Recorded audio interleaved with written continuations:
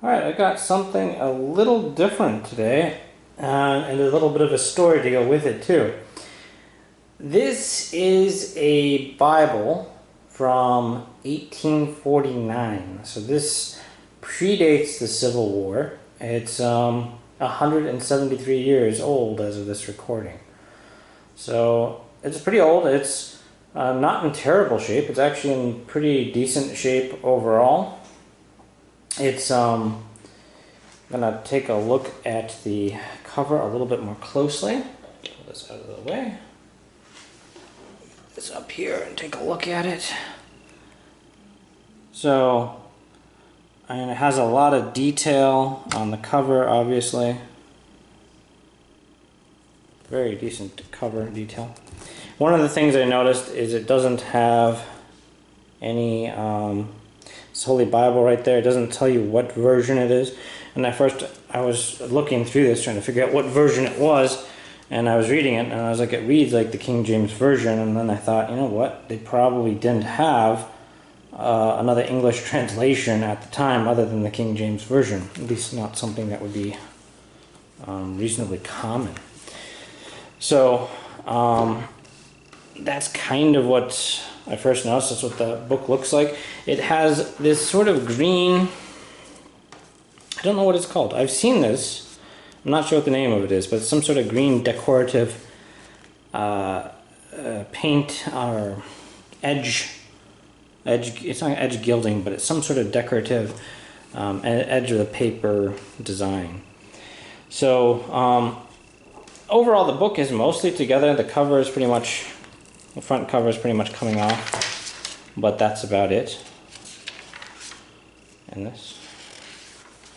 One thing that was kind of interesting is the amount of artwork in here.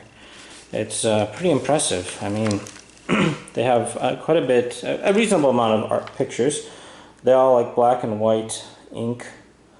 This one here is Rachel. Rachel, his daughter, cometh with the sheep, is what it says underneath. So this is the Holy Bible, Old and New Testaments, with the Apocrypha, translated from the original tongues, Kane's marginal notes and references, index. It says published by John B. Perry, Philadelphia, at the bottom here, 1849. So that's pretty interesting. So how I actually ended up with this, I'll tell you the story now, is I was just randomly going to a library, and I ended up talking to the librarian and told them that I kind of do Bibles and I'm interested in Bibles, and they said, well, I got something here and it's scheduled for destruction, and would you be interested in it, because they didn't want to see it destroyed. So I said, sure, I'd take a look at it, and then I looked at it, I was like, you know what, yeah, if you want, I'll take it, and so they gave it to me. So that's kind of the story behind it, just completely random, wasn't expecting this at all, and here it ends up in my possession. So this is interesting. This is the introduction, and so this is where it tells you that it's King James Version, and it says at the beginning, as the dedication of the English translation of the Bible to King James I of England seems to be wholly unnecessary for the purpose of edification. So basically, I think at this time period there really wasn't, let me see if I can zoom in on the text a little bit better. Not sure if you can see that at all. There wasn't any other real version around at that point. But interestingly, this introduction is pretty interesting because it talks about a couple other translations, what they were translated from, like the Hebrew, I forget what book it is. They mention it for the Old Testament, but into the Saxon tongue. They mention a couple of different people, like Adelin, Bishop of Sherborne. They think he did some translation a long time ago. They mention the dates of that. They talk about other translations. Obviously, they mention Tyndale. He comes in. Then they talk about King James and how he put this, organized this translation. And it talks about how the King James translation was actually done here. And it mentions there's, I think, 40 some translators that worked on the New Testament, worked on the Bible for the King James Version, and it mentions how many there were. And then when they were done translating, they actually sat around and read their translation, and whenever there was a disagreement, they would stop the reading and hash it out amongst themselves before they would continue. So that's kind of the level of rigor that went into the King James translation. So they talk about that all there in the To the Reader. So it's pretty interesting. So then, of course, you've got the books. You've got the books of the Old Testament. You've got the apocryphal books called the Apocrypha. So you've got those there, which is certainly interesting. Then you got the books of the New Testament as well. And then it's got a contents page as well. So overall, it's pretty remarkable. Like, it's, all together, it's still like all the pages are held in the binding. So it's like, this is a 173-year-old book, and it's still in decent shape. So the neat thing about this is, see if I can find some artwork here.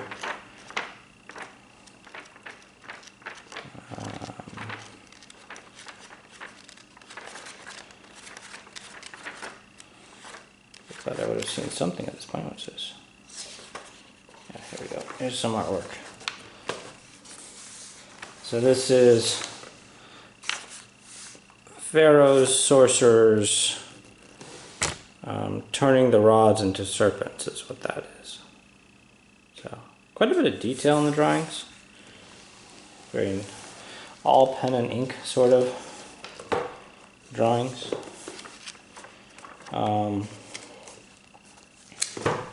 So that's pretty overall, like it's held up really well given how old this is. Take a look at this one. This is Daniel interpreting for Belshazzar. Zoom in on that a little bit. So all that artwork in here, pretty neat. Then what's interesting was there's no place for births or deaths at first, and so I was like, well, that's kind of different. They don't have anything for that. And then it's actually up here at the end of the Old Testament, beginning of the New Testament. That's where they put the family record. So I think this is the only place in this Bible that has color. So for births, they have color there. And this belonged to the Kay family at one point in time.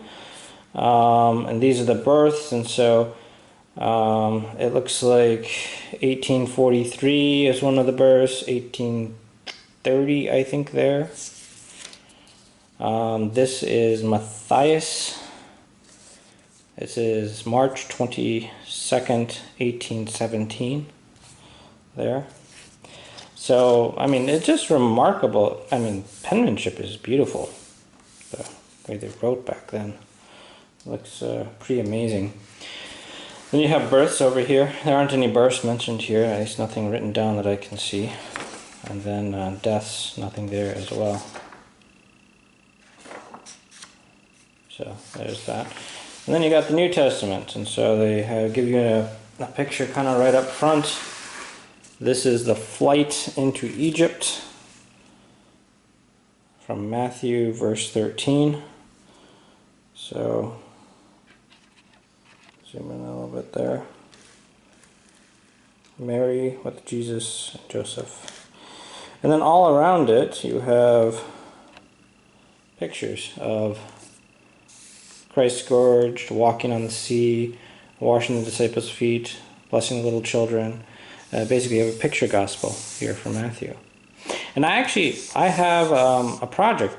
Before I'd seen this, I actually do have a project in process that has a picture gospel in it, and I might show that to you after I saw this, because this actually has a picture gospel here, which is kind of nice because not everybody can read, and especially children, and you could show children kind of what happened based on these pictures. You can go through it with them. So they kind of had that. And that's something I found to be true in, I toured Croatia a number of years ago, and they had in their churches or their cathedrals, they had picture gospels on the doors and on things like that. So that was something very interesting. So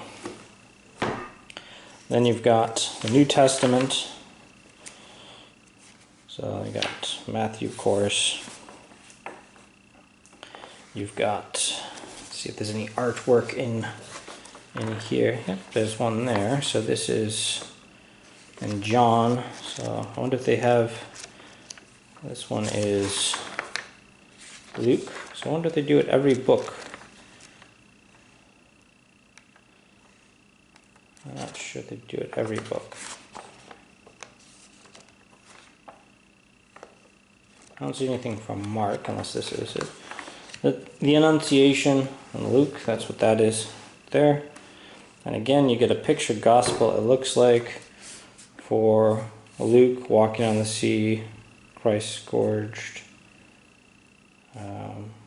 blessing the children, carrying the cross. Over here, I think you have resurrection. So there's that. Throwing out the money changes is there. Very interesting. Here is in John, you've got the incredulity of the Apostle Thomas there.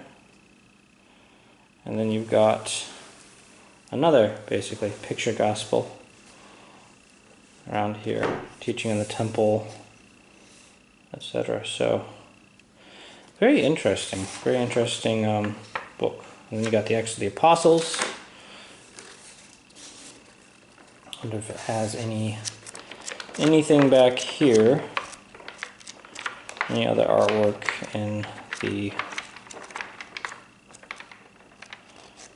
Nope. So just pretty much gospel. The gospel has artwork. Nothing else really seems to have artwork. So overall, like, you know, it's a very interesting piece of history. And obviously, I would not. Oh, there's something here. What's this? Scourging of Christ, I guess. Is there? So they do have more artwork than I thought. But yeah, it's a very interesting book. The story behind it is pretty impressive. Like, I guess if I hadn't shown up and had that conversation that day, this would have been destroyed. Which is, oh, there's a sheet piece of paper there. It looks like Matthias, 1817. So, obviously I don't know if this piece of paper is from 1817, but that he was probably born 1817.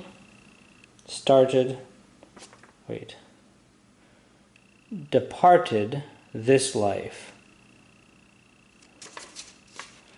Looks like 1817 maybe? Hard to make that out. Anyways, very neat story behind this. So, yeah, let me know in maybe the comments on this video if people are curious. I might also post this on my blog at www.warnerbibles.com. Post this video there as well for people to see. But make some comments if you want to. If there's anything you want to see out of this in more detail, maybe some scanned photos, the scan of the artwork, any ideas on what I should do with this book or anything, or if there's somebody out there that collects these books and has an idea of maybe either how to restore it to some degree or how to preserve it, since that's not really my field of expertise. Yeah, feel free to make a comment in the comment below and let me know. But very interesting find. 1849, 170 years ago to present day.